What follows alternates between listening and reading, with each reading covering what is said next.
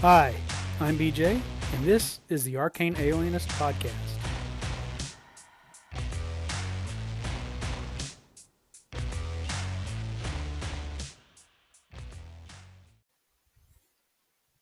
Hey, everybody.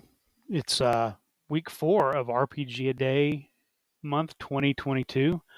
So we'll get into the discussion for this week shortly, but first, let's take some calls that came in from the last episode. Hey, BJ, Jason here. Enjoyed RPG Day Week 3. Some really interesting answers in there, and I look forward to your next one. Take care. Thanks, Jason. Good to hear from you. Glad you enjoyed the episode, and I got some more stuff for you this week, so keep listening. Hi, BJ. Just listening to you talking about this idea of how do these RPG players get through the content that they get through and require these new additions, and I too have considered that many times. I bought the D&D starter set and ran Lost Mines of Fandelver and got into that whole setting in and around Fandolin, and no lie, I was about 120 or something sessions in, still playing it. In the end, we ended up doing something else. We swapped out DMs, but I could actually go back to it. Admittedly, I added a few things in, but there's so much there. I don't know how they do it. Anyway, take care, mate, and I'll catch you later.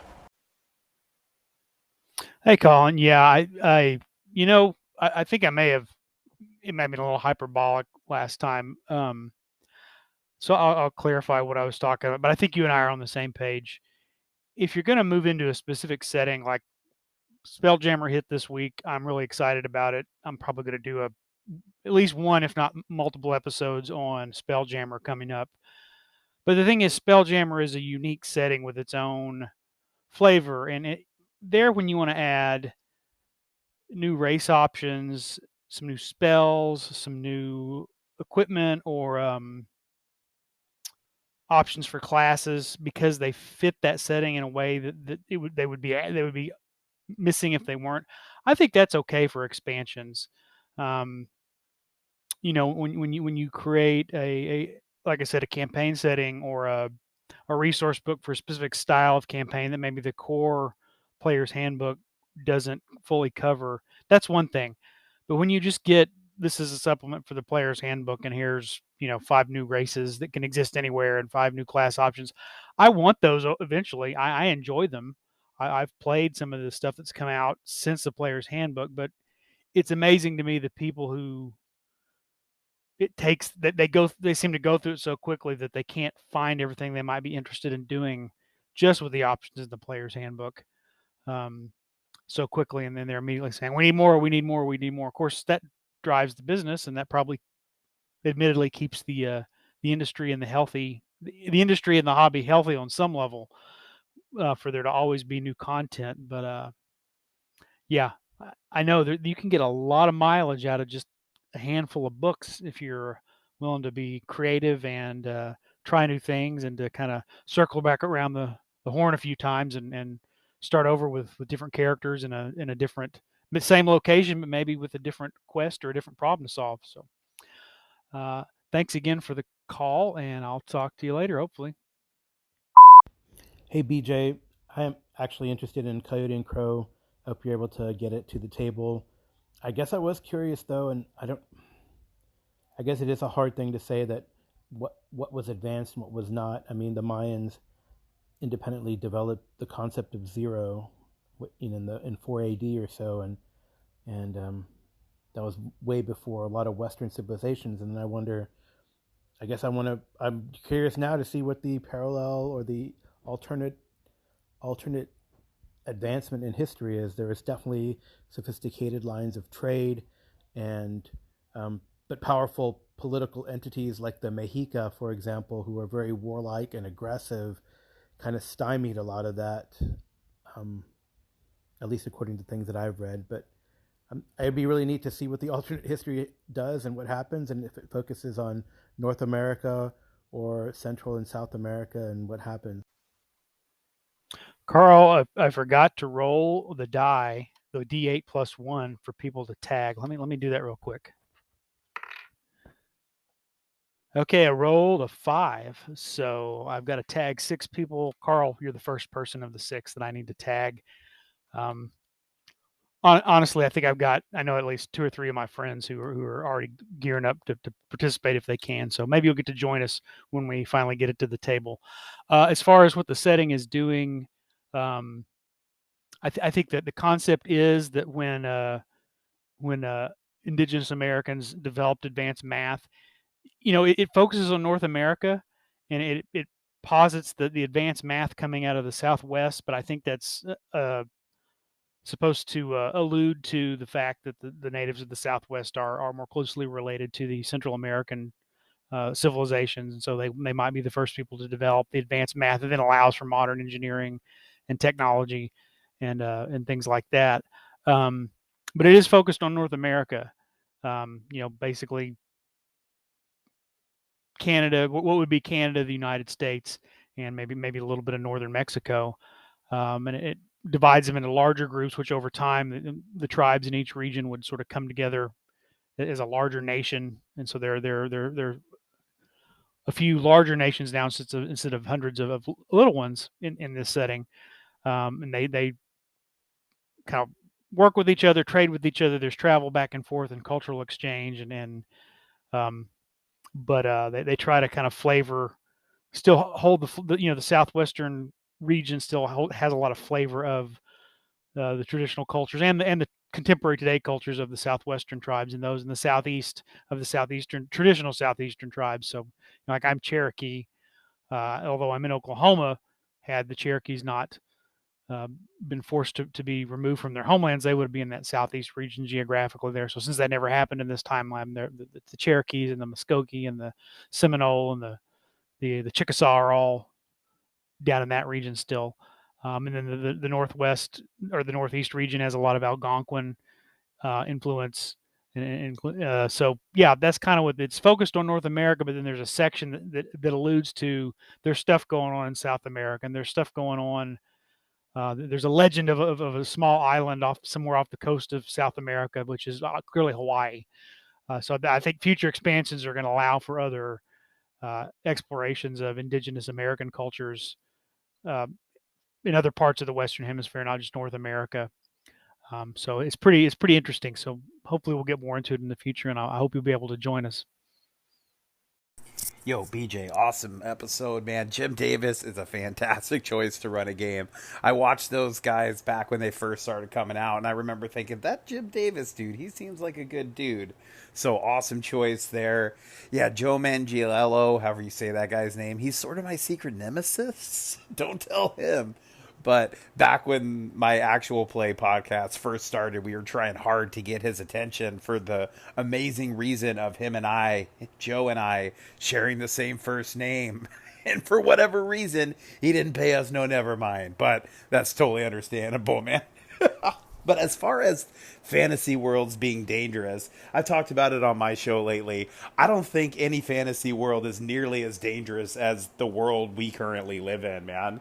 I'd be willing to bet, like, LA or Chicago has a higher murder rate than Waterdeep, for instance. But yeah, that's just me. Peace out. Hey Joe, yeah, you're probably right. If you really want to get down to it, there's probably safe places in the modern world and safe places in fantasy worlds, and dangerous places in the modern world and dangerous places in fantasy worlds. I think the scary thing about fantasy worlds is the degree to which you can get. Yeah, I might like my chances against a guy that jumps out of an alleyway with a knife. I don't like my chances of a dragon flying over the head of my settlement and just raining fire down on it for shits and giggles. But but maybe that's a misperception if you're really to think about it with some degree of logic. Uh, so yeah, I think you're right. You know, different kinds of dangers for different kinds of worlds. Um, that's funny that Joe Manganiello is your nemesis. um, but yeah, the interesting thing when I started watching WebDM, it was Jim Davis and Jonathan Pruitt, and they really just a really great YouTube channel on D&D. So I just showed up as a suggested view, and I like watched the video. I liked it. I watched another one of their videos that was linked in that one, and so then I went back and started watching their back catalog. They'd probably been doing it about a year when I started watching them, and I kept thinking these guys just seem familiar. I don't know what the familiar was the right word. Um, I don't know. There's just something about them. Maybe you just feel like I almost feel like I know these guys. Or there's just something really familiar. And after I watched enough, I realized between kind of their accents and their mannerisms and some of their choices of words, I was like, these guys have to be from somewhere close to where I live. If they were from Oklahoma, I would have heard of them. I bet they're from Texas. And so watched a few more videos, and then I think Jim Davis reaches down under the table to get a drink, and he pulls up this big um, Whataburger styrofoam. Well, actually, I think it was a Brahms cup, and Brahms is sort of a regional chain that you just get in Oklahoma and northern Texas and some of the surrounding areas. And I was like, oh yeah, they got to be from around here. That proves it. And then eventually they did start. I think start making more references to both of them growing up in Texas. Um, but yeah, I would love to play in a game run by Jim Davis, um, or anybody from WebDM. I know he's not the only part of the crew that runs games. He's just the main guy. So. Thanks again for the call, Joe. I'll talk to you later.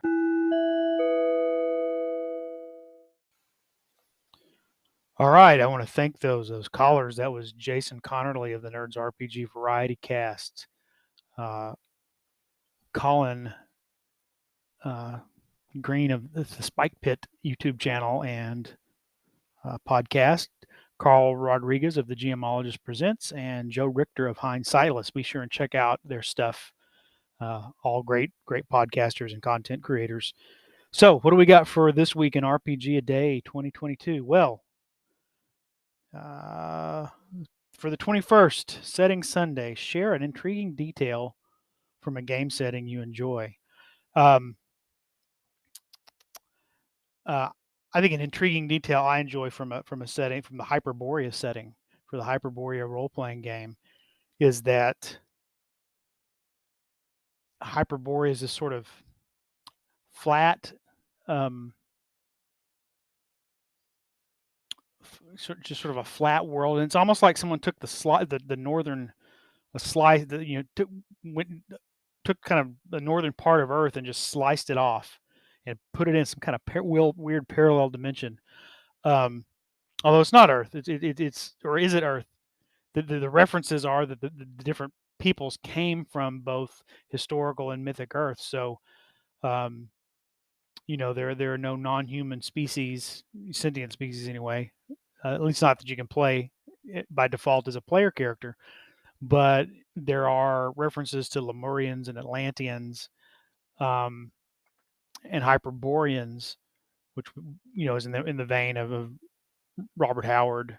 The whole idea is that there's some weird sci-fi stuff buried kind of in there as well, but this is sort of an homage to Clark Ashton Smith, Robert Howard, H.P. Lovecraft, and those kinds of weird tales stories. But it's the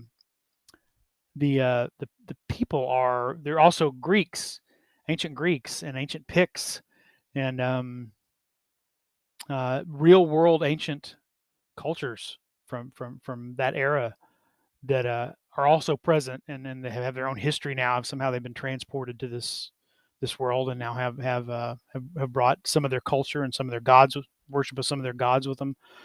So I think that's an intriguing detail from Hyperborea, is that you've got um, people from our own history, not just analogs or orthologs of our own history, but actual, and they're referred to, like I said, as Picts and Greeks and um, Klingits and things like that. It's really really fascinating.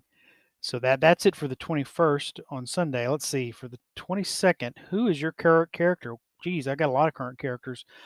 Um, in the Hyperborea game I'm playing, my current character is named Brunkel Orison, because the pre-gen character I was playing finally met his end, at a hands of a pack of ghouls a week or so ago, and so we had to create new ones to take his place. He's a Viking.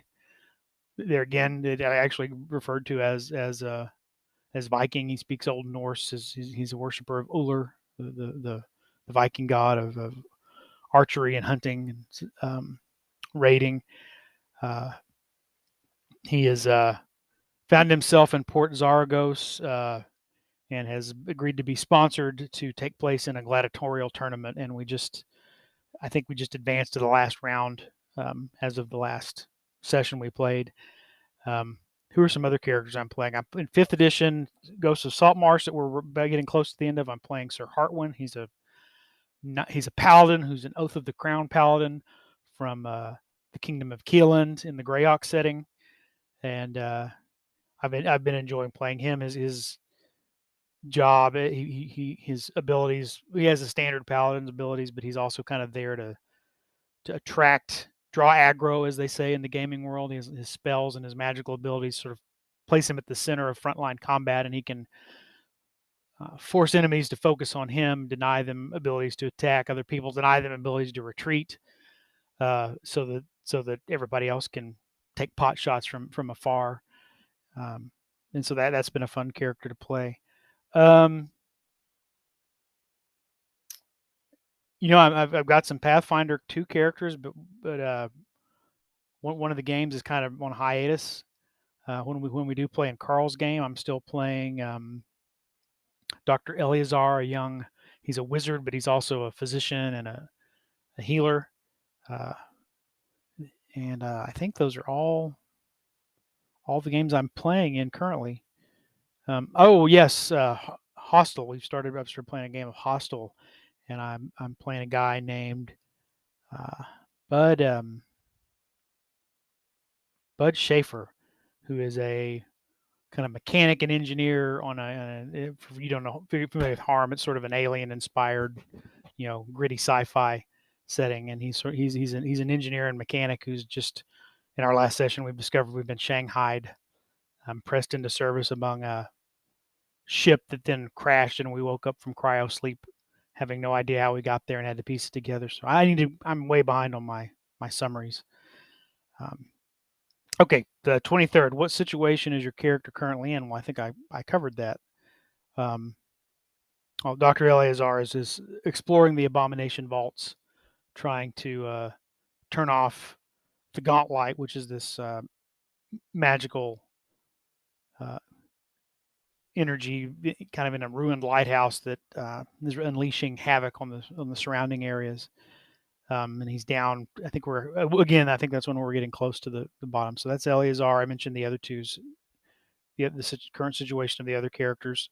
I guess when I say we're close to the end of Saltmarsh, Hartwin is currently wreaking havoc on Sal and his allies. It's not a one-man show. We're currently wreaking havoc on Salgan, trying to help the lizard folk outside Saltmarsh reclaim their home. Let's see.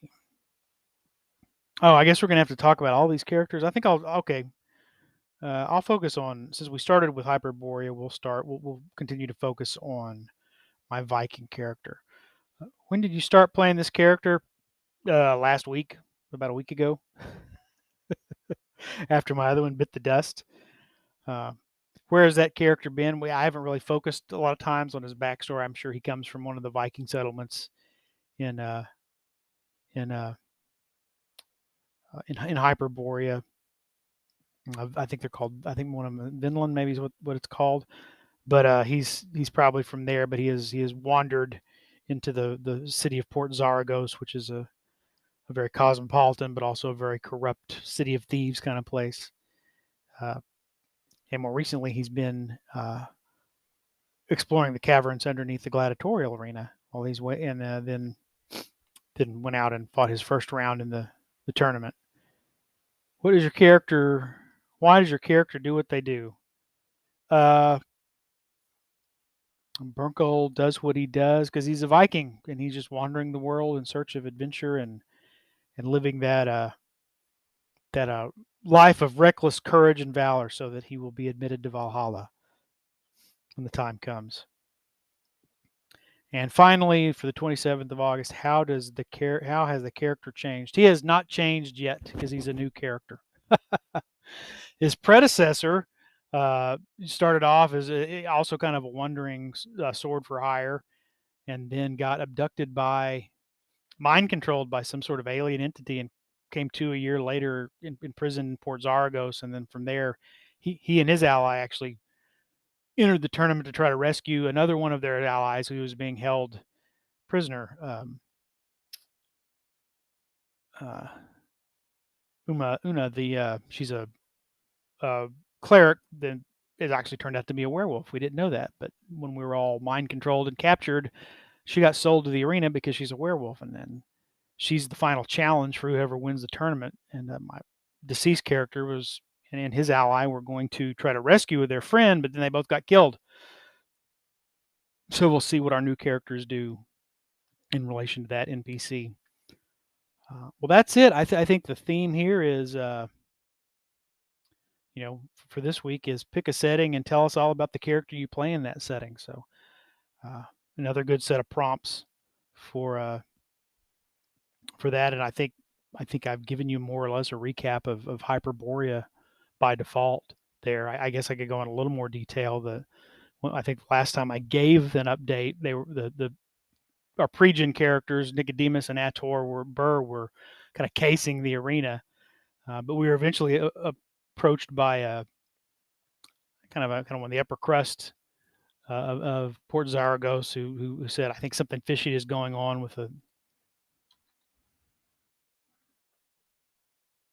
I think something fishy is going on with this nobleman who runs the gladiatorial games, and I'm trying to plant people in there to kind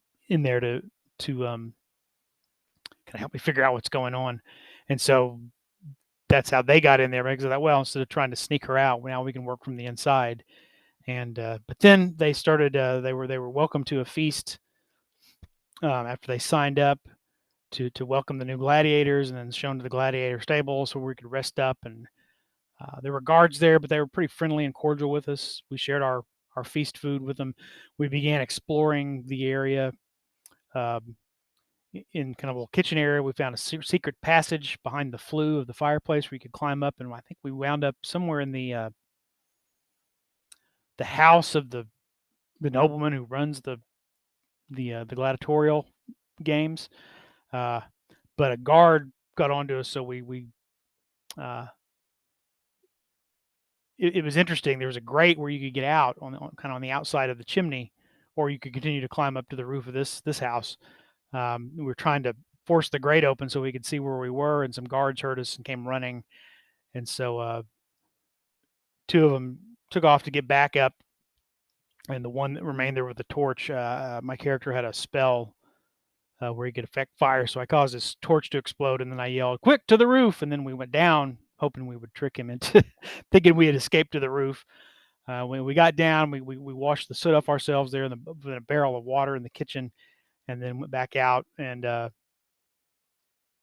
into this area where the gladiatorial, the barracks, or where the gladiators stay. But there was a passage off to the side, and the guards didn't really care about us wandering down there. We wandered down this winding cavern and discover, an underground stream and some pools of water and some more, probably a place where there had been other rooms carved out for people to stay in, including a statue that was some kind of shrine.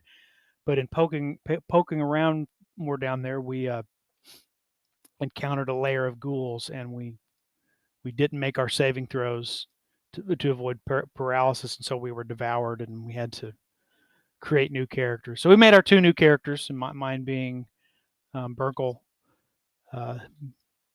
Ori's son, and just planted them as other gladiators that have been sent in by our patron.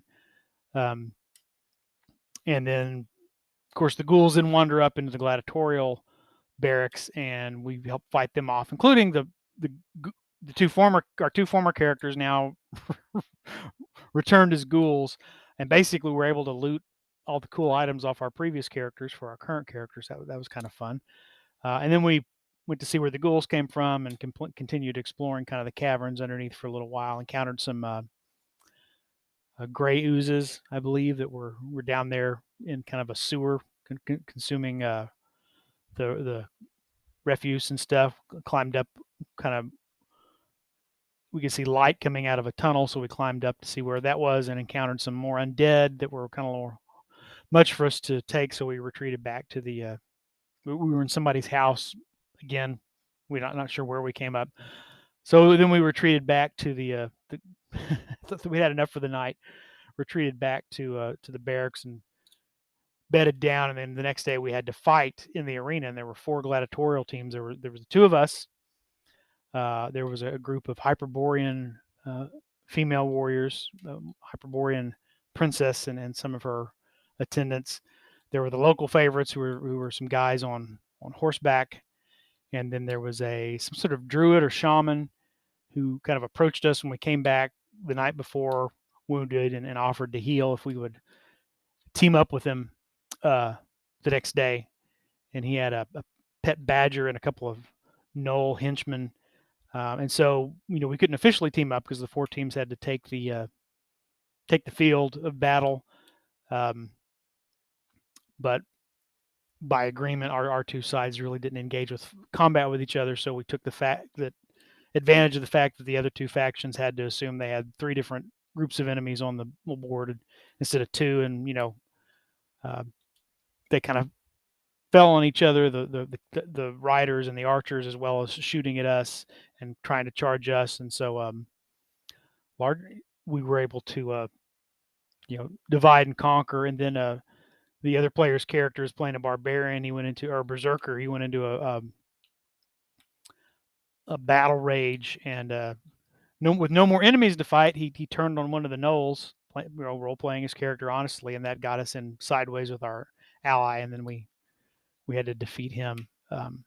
What are some cool things that happened in that battle? Well, the barbarian doing his rage, that was pretty cool. We had some potions. I think I got a potion of superheroism that allowed me to shoot 5, with more attacks, because he's one of my character's weapon specialties is a bow. So I was able to volleys of 5 arrows at a time between setting arrows in the ground, and before the fight broke out. And the one guy that managed to charge us and close in the leader of the kind of guys on horseback, we were able to take him out, and then I took his horse, and then drew my scimitar and was able to take some more people out from on horseback. I tried when there was only one Hyperborean left to because I figured things were about to go south with this ally. He was kind of creepy once we got to know him. He kept he had these kind of reptilian products. It turns out he was a were crocodile.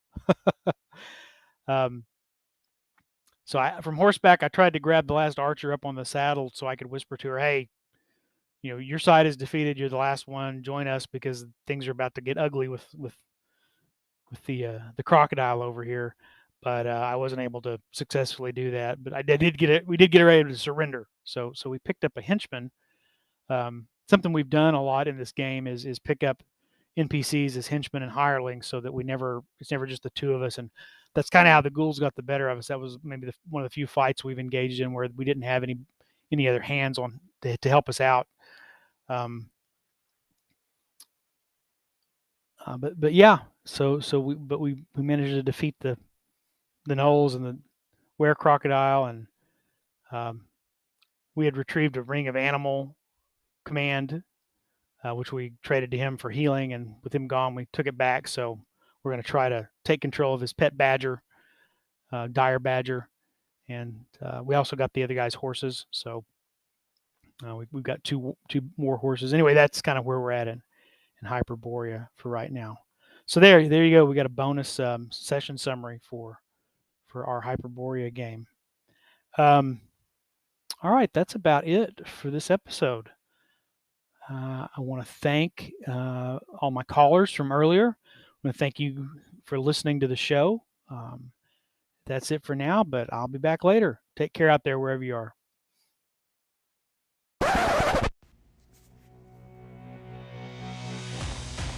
Thanks for listening to the Arcane Alienist podcast.